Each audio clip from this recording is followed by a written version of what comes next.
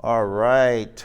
Welcome back, my project leaders. Those of you who have worked in young organizations, startup organizations, show of hands. All right, just a few.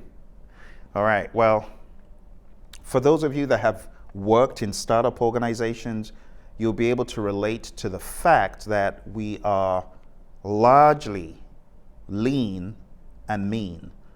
That would be the right way to do it, right? If you're starting off in an organization that is 10, 12 people, even 20 people is a small firm.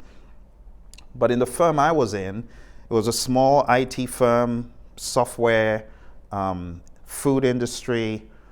Our project management was pretty standard. No fancy software tools, no custom software tools for project management. It was just straight up Microsoft Project and one document, and that's it. You got your requirements document, you got Microsoft Project. And that was the end of the story. But in today's world, we have the luxury of so many free tools. One of the free websites that I would encourage people to look at is tinyurl.com/Sigma PMO. I'm going to endeavor to put a link here for those watching online so that they can visit that site. And what you're going to find is a free website full of great content from the Center for Disease Control and Prevention. And we have over 50 plus standard project management templates and documents on there. But for a startup, my recommendation of the kind of tools, project management tools that a startup firm should have and the kind of project management that a startup should be thinking about, that is exemplified in just a few things. And I want to make sure I put those up here. Number one, I expect there to be a type of vision document. And it could be for one project or it could be for several projects, but a higher level vision document that has a collection of the ideas that management or leadership is thinking about, projects coming down the pike or programs coming down the pike, or if you're in the world of agile, I would be talking about epics or products coming down the pike, just big macro ideas, but a vision for what those could be. So a vision document could start off thinking about epics, for example, and it could translate into products. Or it could be thinking about a task that needs to happen in the firm, and that could translate into an actual project. So my advice, my recommendation would be to start off with a great vision document. Number two, in that same document, let's say it's an Excel file, you could also have a business case for each of those components in your vision document. Your vision document is just step one. What is the vision for what we're thinking about? And then what is the value, right? So you could have a couple of columns, one with a vision statement, the second one with the business case for whatever is being proposed, right? So it could be, here's the vision for the product, and here is the business case. Here's why we believe this should be authorized or put into existence. That's what we should be thinking about. And then when you're done with a business case, I would highly recommend possibly a different document or the same document for convenience. It could be a project charter, okay? So all along, I'm talking about one document here, just following a vision, a business case, and then a project charter, and then another section or another document this time for what we could call a project management plan. And I'm going to put an image of the project management plan. I'm going to put a link to the website, actually, not just an image, but I'll give you a link to go directly to the CDC and take a look at this sample project management plan. Brilliant. It's really, really awesome.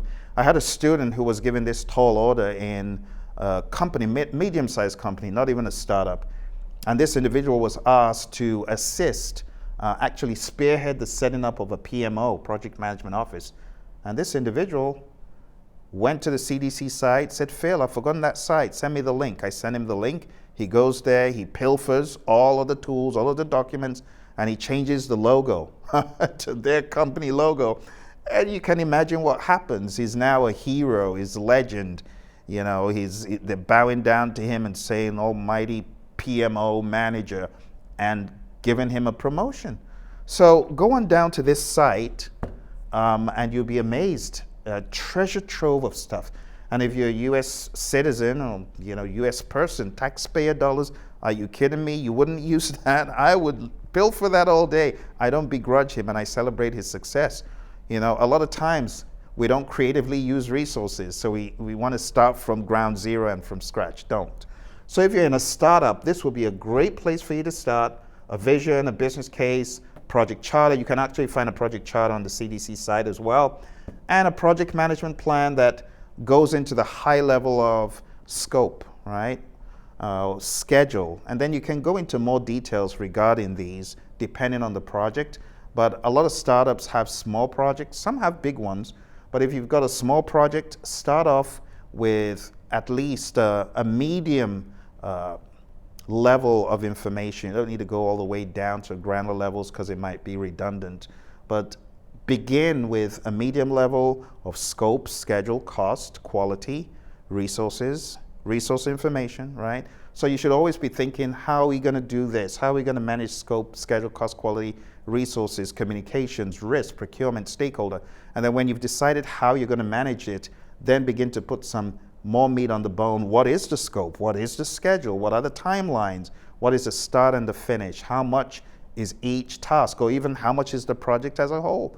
In our startup, we had a bucket of money for each project, and we didn't fit it into tasks or subtasks or high level. We just had, here's the budget, just make sure it doesn't go over. But there are more proactive ways and sensible ways of doing that. So in my mind, if you have at least phase chunks for short projects, and then for longer projects, go into the details of the tasks, you'll be good. All right, so the project management plan, and really the next big thing is the reporting, right?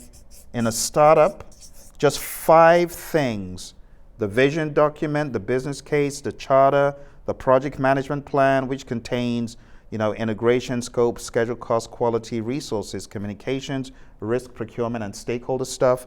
And last but not least, reporting on the project. I like using a 4-up report, right?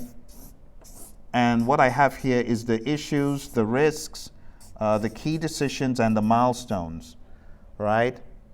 IKRM. If you have those, issues, risk, key decisions, milestones, you present that to management, you get some good traction in the meetings to discuss, you're going to be in business.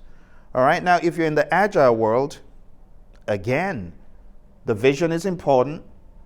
Instead of focusing on just a business case, I would add in a product roadmap beyond the business case, right?